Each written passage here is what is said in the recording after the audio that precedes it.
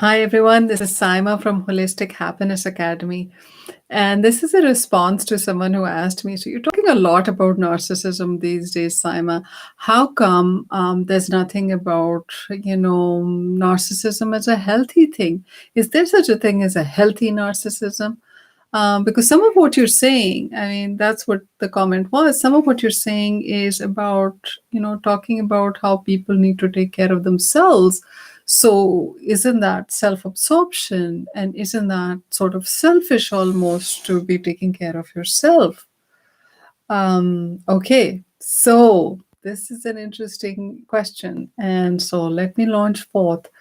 So, what is narcissism? Narcissism comes from the word narcissus, the Greek, legend has it, was a man who saw his reflection in a pool of water and fell in love with it. And he could only look at himself. And then this girl was passing by. Her name was Echo, and she saw that reflection and Narcissus looking at himself. Legend has it that he was quite beautiful. So this concept of beauty also is kind of part of this, mental view. And Echo sees him and falls in love with him. She becomes his echo. So just think of this for a moment. So there's a narcissist who's in love with himself and how he looks, and then Echo comes along and she's also in love with him. So she's a shadow of a woman. She's not a complete woman, a complete person in her own right. She enmeshes with this person and sees herself as part of him. And so now there are two people who are in love. Both of them, however, are in love with narcissists. So they're not in love with each other. So there's this lack of reciprocity in these kinds of relationships. And so that's the unhealthy sort of disbalance in the relationship, one person giving to the other all the emotions and all the empathy and just mirroring everything they're saying. And we do know that some people have more neurons called mirror neurons than others. And that's part of the way they and their genes adapted to life. So, interestingly enough, in narcissistic family patterns, there are usually a couple of empaths or people with high mirror neurons. And these are people who have difficulty shielding their energy, and they have difficulty not responding to the narcissist's emotional state. So if the narcissist is throwing a tantrum, demanding something, the person with the more empathic, body is going to just start to get drawn, physically drawn in trying to help them feel better. So the empath's job in the narcissist's life is to calm them down and comfort them. And I know some of you who may be listening to this would be like freaked out because you may feel as if, like that's what people have told me recently with these videos, is that they feel as if I'm a fly on their shoulder watching. And that's just the beauty of the science of psychology, that it teaches us so much about human behavior that we're able to reflect it back. And that is where the healing comes, is because psychologists or people trained in this science and art are able to reflect back what is happening with the other person, and so they have high degree of learned empathy and cognitive empathy and also emotional empathy, one would assume and imagine and hope. So that helps that person's trauma get better because it gets heard. There's a space for the trauma to go. Otherwise, it sits in their body. So, this thing called mental health, or, what we do here, it needs to be understood a little bit because it's one of those obscure and strange fields where, there's a lot said and written, but there's still that sort of mysterious and magical quality to what we do. So I'm hoping that these videos would kind of make this a little more realistic and understandable to people who've not been exposed to these concepts for a long period of time, maybe in the beginning of their journey to heal themselves. So let's go back to the topic of our video again, which is the way the narcissistic person enmeshes with other people whom they need to calm them down, and they need that empathic person to understand their emotions and to give them a way out of their emotions. And so the empath becomes like a quasi therapist in those relationships. And that's the unfortunate part, because, um,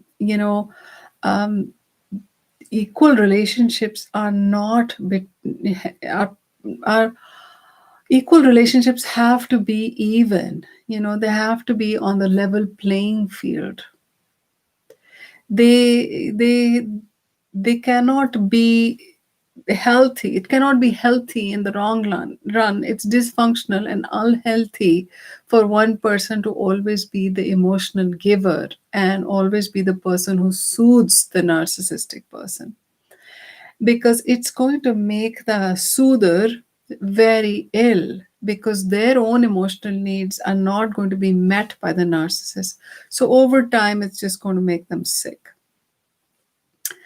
So when the narcissist is so obsessed with themselves, they're actually stuck. Developmentally, they're stuck. They are stuck in a place where there is no growth possible. And many times they choose to stay there. Um, Possible reasons are because it actually works for them. It works for them to get their needs met in this way, and they may not be able to learn how to self regulate their emotions. And so the thought of going and seeing a therapist and sitting down and actually feeling stuff rather than projecting it on other people would be overwhelming, would be too difficult for the narcissist to do. They can try, and people can give them the feedback that, hey, you're not being empathic, you're not being kind here, you're being extremely judgmental, you're stonewalling, you're putting down, you are literally, toxic right now to me. My body hurts being in your presence. I mean, those are some of the reactions that my clients have told me about what it's actually like to be in a relationship with a narcissist. The way the breath sort of stops, and you can probably relate to this if you've been through that kind of abuse. So so then what can we do if that is the situation, that the empath is programmed to feed the narcissist and the narcissist is programmed to take from the empath? What can we actually offer them? We can offer the person who's most willing to learn and grow ways to learn and grow, and methods and tools to learn and grow. But one thing must be understood, that it's going to be a process. This is not an overnight switch that you can make in your body or mind that, hey, I'm not going to stop giving, to this person who is quite dysfunctional and emotionally dysregulated. Your mind may make that, decision, but you may be shocked at how you get pulled back into the narcissist spell, and you'll have to keep reinventing yourself, keep learning, keep plugging away until one day the narcissist cannot get that reaction from you. And that day is when the switch is going to switch between the two of you, and you will no longer be supply, and they will not look for that from you. So, narcissists are trainable. Once I heard this word and I thought it was really brilliant, but it takes a lot of effort from the other person sometimes, to be able to train themselves to then be able to train the narcissistic person. So remember one thing and one thing alone, that the narcissist cannot give emotion. And I repeat this again a few million times. They cannot give emotion. They can take emotion, they cannot give emotion. So if they see that somebody is not giving emotion, that their attention is elsewhere, they'll do something like acting out like a small kid, 2-year old. They throw a tantrum, a hissy fit, oh, yeah, something like that. Because they're so addicted to the fear that you feel when they attack you. They're so addicted to it that that's what their supply is. And so when you sort of stop being afraid, and you just stop being afraid, you don't need to do anything, you're just not afraid, you just take a deep breath, and you just change the topic, and you put that boundary, you'll slowly literally wean that narcissistic person out of your life. You will stop making them into narcissists, because that's what a lot of empaths and codependents do. They enable narcissists. So you'll stop enabling either consciously or unconsciously. And then it may be that the narcissist, once they realize you're onto their game, and if they have some ability to grow and develop, may actually start to change in small ways. They may stop themselves from hating on you.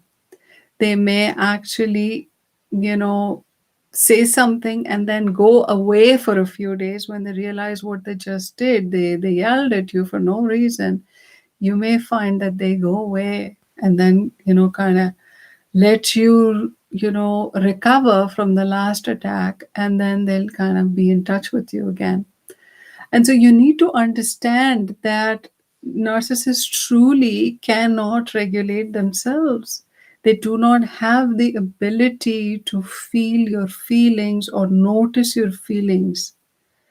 Even if they have the ability, even if they're able to see that you're scared or you're not enjoying the attack, they don't care enough to stop themselves and back off or realize what they're doing, because with other people who may be having a moment of emotional dysregulation, the moment they realize that they're behaving like idiots, they're going to just hack. They're just going to say, oh, what am I doing here? Why am I doing this? I'm very agitated. What's going on with my nervous system? What's triggering me?